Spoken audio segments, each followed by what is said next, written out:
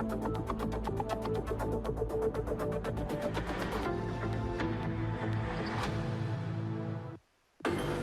déplacés internes venus de Dablo et qui ont trouvé refuge au stade régional de Kaya dans le centre-nord font face à un véritable problème d'hygiène et d'assainissement.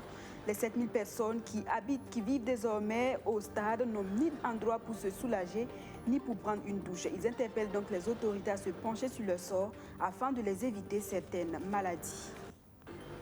Et puis, à 24 heures de la célébration teintée de sobriété du 11 décembre, une de nos équipes s'est rendue à Zignaré. Vous entendrez le sentiment des populations qui dénoncent également l'état d'avancement des chantiers des infrastructures en construction dans le cadre des festivités du 11 décembre. Voilà pour les titres de ce 13h sur BF1. Merci de nous suivre. Le Burkina Faso, vous le savez, est en attente d'un nouveau gouvernement depuis le 8 décembre dernier, où le Premier ministre Christophe Dabiré a rendu sa démission. Le chef de l'État le veut serré pour véritablement faire face aux défis du moment. Mais en attendant la nomination d'un nouveau Premier ministre, les supputations vont bon train sur le casting de la nouvelle équipe gouvernementale. Qui il faut, à quel poste? Les analystes d'acteurs et d'observateurs de la vie politique burkinabé dans ce reportage signé Arsène Konditomdi. En janvier 2019, pour remplacer Paul Kabatiba, dont l'inexpérience et la méconnaissance du terrain politique avaient plombé le passage à la primature, Roch Kaboré accorde sa confiance à Christophe Dabiré, ancien ministre et haut cadre de l'administration publique. Ce dernier avait ce qu'il manquait à son prédécesseur. Le nouveau patron de l'exécutif débarque les rêves plein la tête et la sacoche remplie de promesses. Mais à 70 ans révolus, Dabiré n'a pas eu l'énergie nécessaire pour lutter contre l'insécurité, la corruption, encore moins pour réduire le train de vie de l'État comme promis. Environ 3 ans après, son bilan est plus que mitigé. Après 3 années environ, son bilan est plus que jamais mitigé et sa démission ce 8 décembre n'a pas vraiment surpris après le drame d'Inata. Du côté de la majorité, on fait confiance au chef de l'État pour mettre en place une équipe de combat. L'UNIR, MPS, nos attentes sont celles du peuple burkinabé. Que le gouvernement qui viendra avoir le jour soit un gouvernement qui puisse véritablement aller au charbon pour relever tous les défis, et principalement le défi sécuritaire, mais aussi travailler à recréer la sérénité et la confiance au sein des populations. Au sein de l'opposition, les avis sont partagés. David Moyenga du Socle estime qu'on ne peut faire du neuf avec du vieux. Il ne faut donc pas s'attendre à grand-chose. C'est seulement dans le cadre d'une transition, estime-t-il, que pourra émerger une équipe à la hauteur des défis. Quel doit être le degré de ce changement de gouvernement? Nous pensons qu'il fallait aller carrément vers une transition où il y a un petit directoire d'environ une douzaine de personnes qui doivent s'occuper tout simplement de la question de la reconquête du territoire. Sauf que maintenant, pour eux, ils veulent prendre le restreint, mais en reconsidérant que l'actuelle équipe est toujours là avec le même chef d'État, alors que nous savons que, au regard de la succession des échecs, ce matériau ne peut plus mobiliser les Burkinabés pour pouvoir faire face à une situation aussi grave. Il ne peut plus faire le grand élan populaire. Selon Siaka Koulibaly, la tâche du président du Faso ne sera pas aisée. Roch Kaboré va devoir, au plus tôt, résoudre une équation avec plusieurs inconnus. Et il y va, selon lui, de la survie politique du chef de l'État. Ça peut signifier effectivement qu'il va s'agir de gens ou de personnalités qui soient beaucoup plus proches du monde partisan que du monde technocrate ou du monde de la société civile, comme les gouvernements précédents ont été. Pour voir comment il va concilier son exigence de gouvernement soudé et qui puisse en même temps répondre aux revendications de démission qui lui sont adressées à l'heure actuelle. C'est un exercice d'équilibre qu'il va falloir faire. S'il réussit le casting, il aura un sursis en termes donc de revendications pour sa démission. Mais s'il ne réussit pas le casting, je pense qu'il devra assumer les assauts de l'opposition. Jusqu'à présent, Aucune date n'a été annoncée pour la publication de la liste du nouveau gouvernement. Mais les observateurs de la scène politique espèrent qu'au regard du contexte et des urgences, Roch-Mac Christian Kabouré va traiter la question avec diligence. Cette brève pour poursuivre le 8e congrès ordinaire du Congrès pour la démocratie et le progrès CDP, initialement prévu les 3 et 4 décembre dernier à Ouagadougou, avait été suspendu à cause d'une décision de justice. Eh bien, les choses ont changé. Les juges de la Cour d'appel de Ouagadougou ont statué hier 9 décembre en faveur du président Kombego. Il peut donc dès à présent trouver une nouvelle date pour tenir le 8e congrès du parti de l'épied de la Daba et procéder également au renouvellement des instances du parti. Conditions d'hygiène et d'assainissement des déplacés internes, on en parle dans ce journal. Ils sont 7000 Burkinabés à avoir fui l'insécurité dans leur village d'origine. Ils ont trouvé refuge au stade régional de Kaya dans le centre-nord. Mais problème, ces déplacés internes venus de Dablo sont confrontés à d'énormes problèmes d'hygiène et d'assainissement. Sur leur site d'accueil, il n'y a ni toilettes ni WC. Ces personnes vulnérables sont donc obligées de prendre leur douche et déféquer également à l'air libre. Toute chose qui compromet les efforts du ministère en charge de l'eau et de l'assainissement qui vise zéro défécation à l'air libre d'ici à l'horizon 2025. Les déplacés internes appellent à l'aide. Je vous propose d'entendre Mahamadi Sawadogo, vice-président de l'association pour le développement de Dablo. Ce matin, c'est un sentiment de tristesse qui nous anime. Vu toute la commune de Dablo qui se retrouve dans cette situation, c'est vraiment déplorable. Il faut reconnaître que actuellement on est tous tristes, mais bon, en tout cas on est venu une fois de plus pour interpeller l'autorité à la preuve que quelque chose puisse être fait dans le sens vraiment de l'amélioration des conditions de vie sur le plan en tout cas sanitaire, sur le plan vestimentaire, sur le plan hygiène. En tout cas, vous constatez avec nous que vraiment sur ce point, ça ne va vraiment pas. Alors, parlant aussi de l'hébergement, ça ne va pas. Vous voyez, tout le monde est entassé, les gens dorment à l'air libre, avec le froid. Bon, vraiment, c'est vraiment pas bon. On voudrait vraiment qu'on puisse travailler très rapidement à ce que vraiment ces déplacés-là puissent repartir à Dablo. Je pense que c'est la meilleure solution vraiment de pouvoir les prendre en charge correctement. Voilà, mais pour le moment, bon, en tout cas, c'est ce qu'on vient de dire. Il faut vraiment, ne serait-ce que les enregistrements, ça fait près d'une semaine qu'on ne les enregistre même plus. Ils viennent et s'entassent, il n'y a même plus d'enregistrement. On ne sait pas comment ça pourront vraiment résoudre ce problème. On a regroupé les gens par groupe de 10-10. Donc ça veut dire que quand ils vont prendre le plat, c'est les 10 personnes qui vont manger.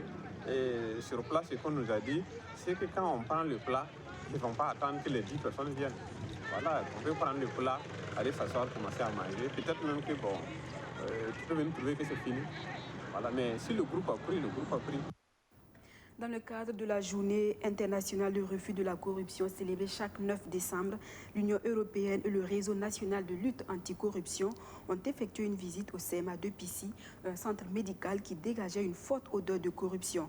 Pour changer la donne, l'UE et le RELAC ont alors entrepris des actions de sensibilisation au sein de 22 centres de santé à travers plusieurs outils de communication. Les deux organisations étaient hier au CMA de Pissy pour un constat. Luc Pacbelguem. Les agents de santé ont des obligations vis-à-vis des usagers des centres de santé.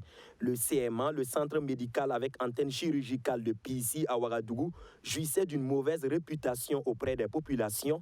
Ces derniers n'imaginaient pas des prestations sans mettre la main à la poche pour graisser la main ou soudoyer un agent de santé. Pour faire simple, il se dégageait de fortes odeurs de corruption au dit CMA. Maintenant, des efforts sont faits et les prestataires et les utilisateurs sont informés des bonnes pratiques à travers des diffusions de messages à l'entrée du CMA comme à la maternité où un écran diffuse des messages en boucle et en différentes langues.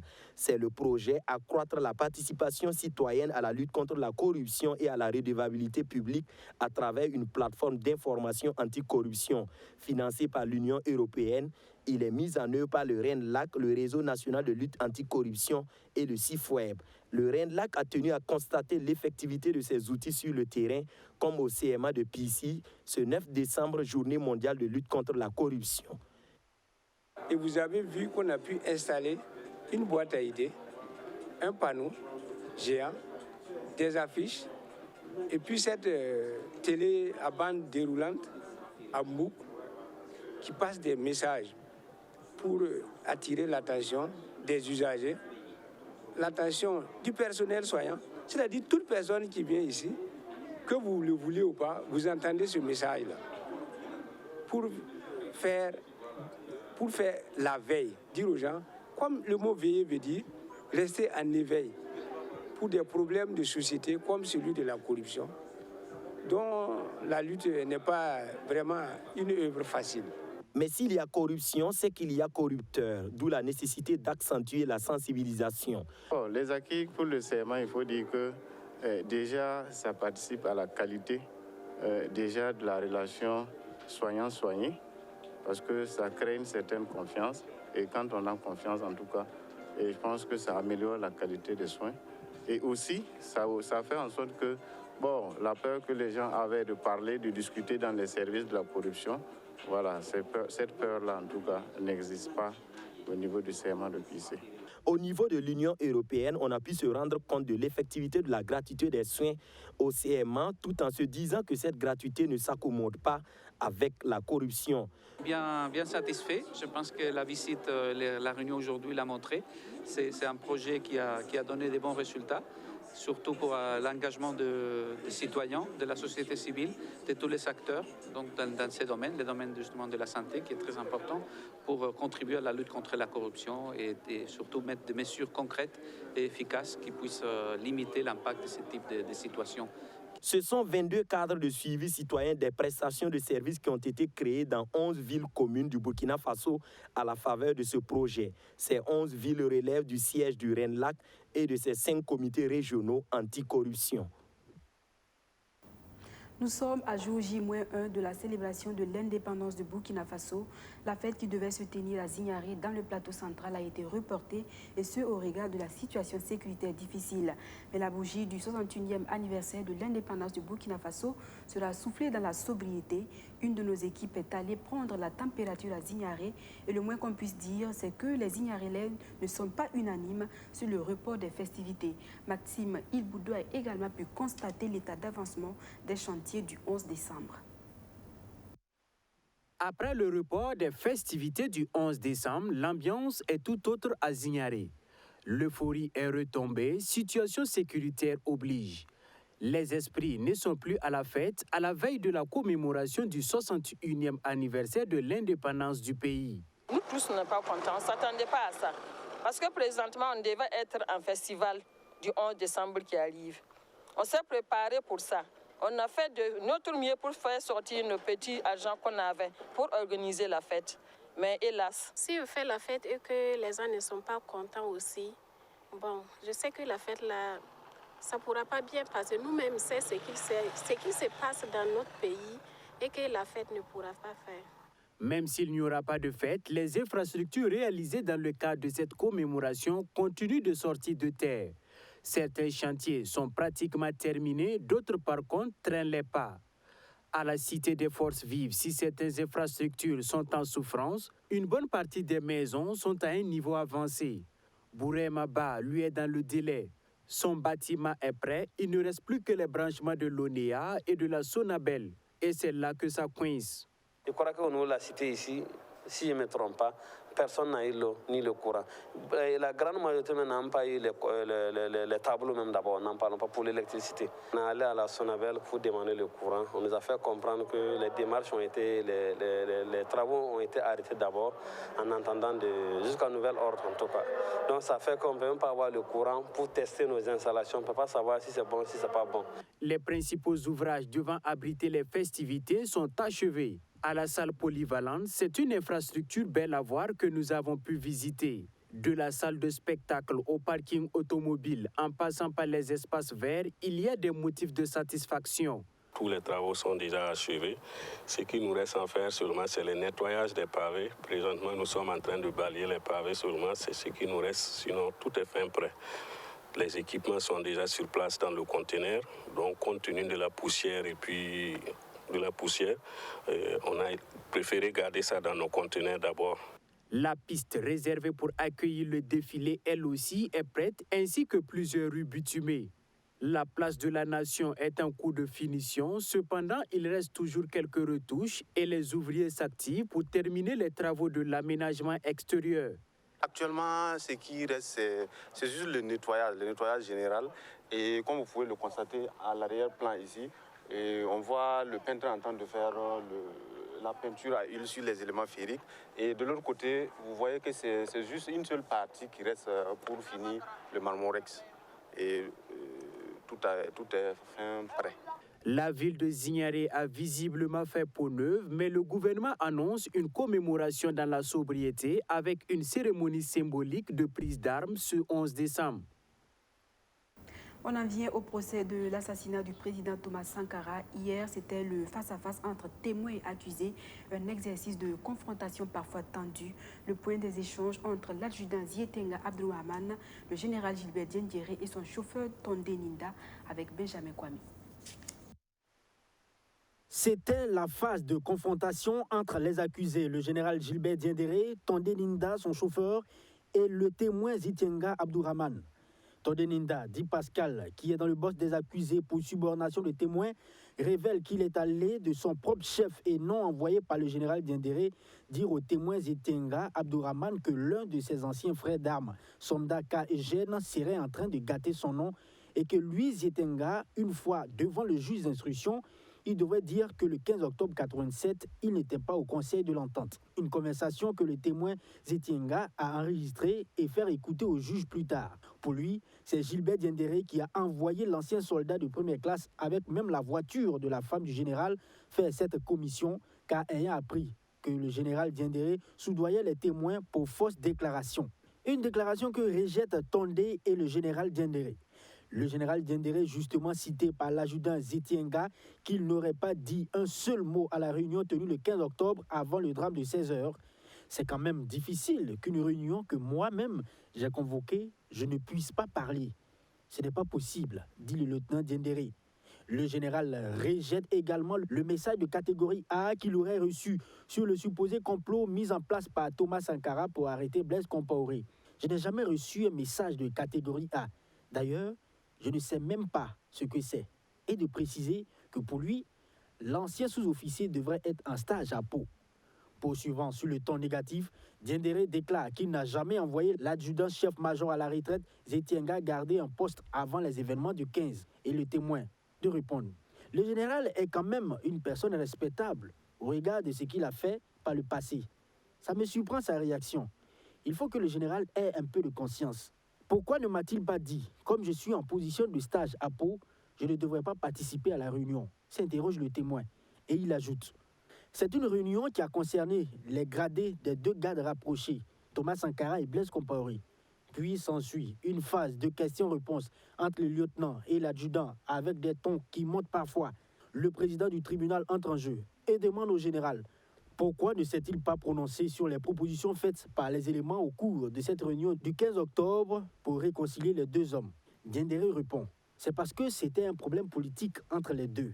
Et j'envisageais parler au capitaine Henri Zongo et le commandant Lengani, qui était aussi proche des deux. Recueillir leurs propositions et venir ensuite. Mon souci concernait les deux gardes, dira Diendéré. Le témoin ne se fait pas attendre. Mais mon général, pourquoi vous n'avez pas dit ce que vous dites au juge à la réunion? Du président au parquet militaire, en passant par la partie civile et la défense, des questions fusaient à l'endroit des trois personnes, répondant avec parfois des hésitations et des incohérences. Et le général fait une confidence sur le témoin. Zietenga Abdourahmane s'est mis du côté de Yassine Kafando pour combattre les officiers, dont lui avec, car il voulait le grade d'officier. Diendéré cite même les officiers qu'ils auraient séquestrés. Après, Il a été affecté hors du RSP et a perdu des avantages. Nous n'avons jamais eu de problème. C'est ici que je découvre l'intention de nuire des Itienga, annonce le général. Hier, il a été formel qu'il s'agit d'une deuxième réunion. Aujourd'hui, il revient, il dit que non, ce n'est pas une réunion en tant que telle. Il n'a pas été capable de citer un seul nom d'un seul sous-officier qui était à cette deuxième rencontre. Son attitude, ses rétropédalages qui font qu'effectivement, ces témoignages-là sont problématiques. Aujourd'hui, il y a eu quelqu'un qui est courageux, qui a dit ce qu'il y avait. On a dit quand même qu'ils ont fait des contradictions, ils n'ont pas pu s'en sortir dans le débat. Donc pour nous, c'est quand même un point, on marque un grand point dans ça. Et ça montre effectivement que le général est impliqué à fond dans l'affaire. Tout ce qu'il a dit, il n'était pas là, il a même donné des ordres. Quand on dit à quelqu'un d'aller à un poste, mais quand même, donc c'est de quoi quelque chose. Donc pour nous, c'était une manière de noyer justement Zitenga, sachant qu'il pouvait sortir pour donner une information. L'adjudant-chef-major à la retraite relate à son tour. Le général a été toujours à la hauteur dans la gestion de la sécurité présidentielle depuis la Révolution. Mais c'était ma part de vérité. Les audiences reprennent le lundi 13 décembre prochain. Et puis, le secteur de l'or enregistre une nouvelle instance, le Conseil burkinabé des mines, de la géologie et des carrières. Il se donne pour mission de faire la promotion du droit minier, de la géologie et des carrières. Sandrine Zougouri a assisté au lancement de cette nouvelle instance. 5e pays producteur d'or en Afrique, le Burkina Faso enregistre aujourd'hui 17 mines industrielles en exploitation avec une production d'or estimée en 2020 à 60 tonnes. Pour améliorer ces statistiques et promouvoir ce secteur, une nouvelle structure voit le jour. Il s'agit du CBMGC, le Conseil burkinabé des mines, de la géologie et des carrières. Un conseil qui vise la promotion du droit minier, de la géologie et des carrières. Le CBMGC vise donc la promotion des secteurs dans le respect des lois et règlements et dans le respect des populations impactées et des engagements pris en leur faveur. Mesdames et messieurs les journalistes, le Conseil burkinabé des mines, de la géologie et des carrières poursuit différents objectifs au rang desquels nous pouvons retenir la promotion, la protection et la défense des intérêts matériels, moraux et professionnels de l'industrie minière, de la géologie et des carrières, et particulièrement ceux de ses membres. La promotion du droit minier, de la géologie et des carrières, le développement et la compétitivité des secteurs à l'échelle sous-régionale et africaine, la promotion de la responsabilité sociale des entreprises dans le domaine des mines, de la géologie et des carrières. Dans ce domaine, il existe déjà la Chambre des mines du Burkina, une entité qui poursuit les mêmes objectifs que cette structure naissante. Toute chose qui laisse penser à un conflit de compétences entre les deux organisations. Pour le Conseil du CBCMG, il n'en sera rien. Le secteur de la géologie également que nous prenons en compte. Donc il n'y aura pas de conflit d'intérêts avec la Chambre des mines existante parce que nous avons, j'allais dire, plusieurs secteurs dans lesquels nous allons travailler pour la promotion des mines, des carrières également de la géologie. Au regard de la situation sécuritaire où on enregistre quelquefois des attaques terroristes sur les sites miniers, les responsables de ce conseil rassurent également. Tout sera mis en œuvre pour une meilleure sécurisation de ces sites. Nous avons constaté que depuis un certain nombre de temps, les mines sont attaquées et ça crée une psychose au niveau, n'est-ce pas, des employés au sein des différentes mines. Donc nous avons prévu, dans le cadre, n'est-ce pas, de nos activités, d'approcher les autorités sécuritaires afin qu'ils puissent nous accompagner et dans le but de mieux sécuriser les escortes et les convois qui se déplacent régulièrement au niveau, n'est-ce pas, des mines. Parce qu'il faut noter que, comme le disait le directeur exécutif, le secteur des mines est un secteur très important. C'est le pilier de l'économie nationale. Et si ce secteur n'est pas protégé à travers un certain nombre d'activités, un certain nombre de propositions, on risque d'avoir beaucoup de problèmes dans ce pays. Au Burkina Faso, la production aurifère contribue à environ 10% du PIB. Et le Conseil burkinabé des mines, de la géologie et des carrières est engagé à accroître les recettes. Et pour terminer avec nos confrères du studio Yafa, nous allons à la découverte de Olivia Wangrawa, promotrice de Chichem International, une unité de transformation et de production de fruits et légumes du terroir. Sa devise, même dans le découragement, il ne faut jamais baisser les bras.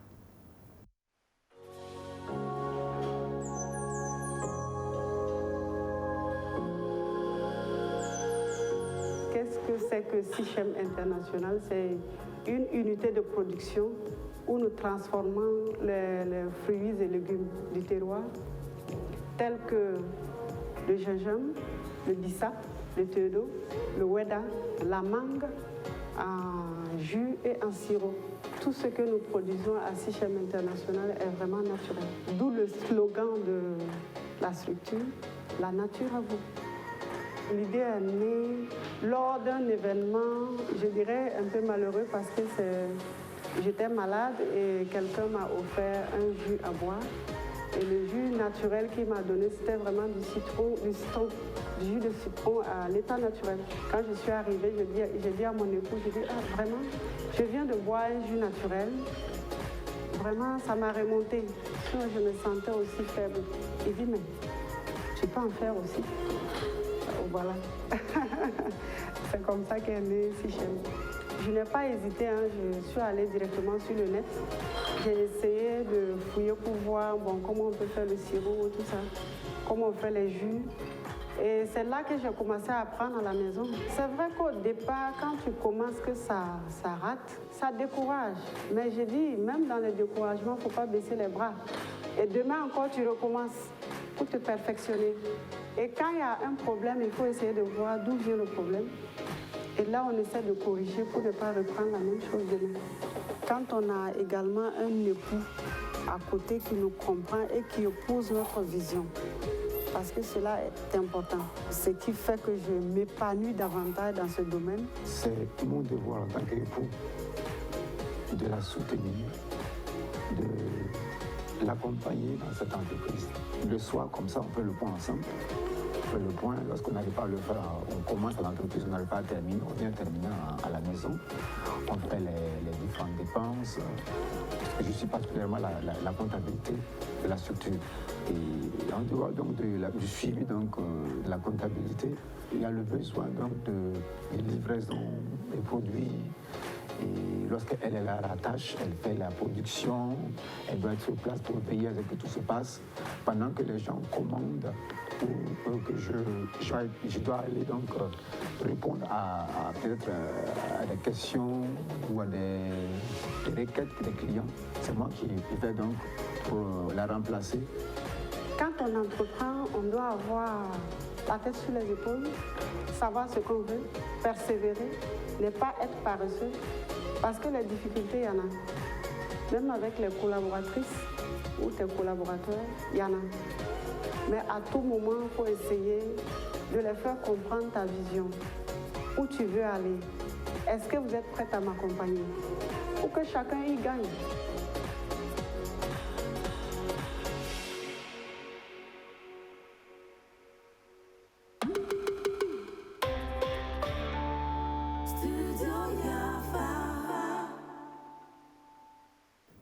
Merci d'avoir suivi ce journal qui s'achève. À demain pour d'autres actualités.